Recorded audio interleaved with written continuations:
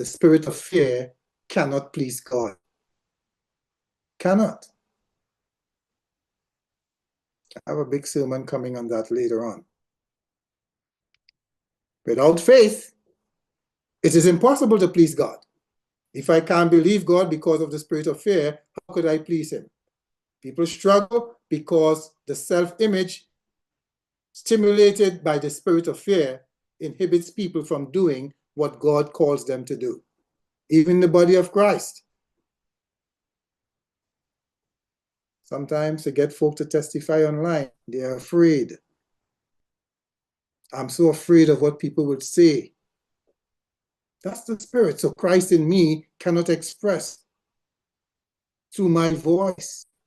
The spirit of faith cannot express through my voice because the spirit of fear is dominating the spirit of faith through the life of Christ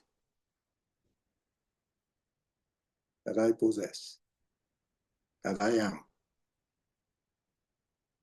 Romans 14:23 says, whatever is not from faith is sin. Yes, because Satan's image is the one doing it. Whatever is not from faith is from fear. Decisions made from fear are not stimulated by God's spirit. They are stimulated by the spirit of fear from the self. And that's why the text says that. There are just two spirits, one of faith and one of fear. All sin comes from the spirit of fear. All sin. Every sin, every disobedience is from the spirit of fear. So God's only answer to the spirit of fear is his spirit of faith, powered by his love. We cannot try to get rid of the spirit of fear. That's like I'm trying to convert myself from myself. That's why Peter and the disciples needed the power from on high to convert them from this spirit of fear that dogged their steps, that made Peter shy away from the voice of a little girl cursing his Lord. So only the Spirit can bring that transformation from this self-image of fear to God's image of faith.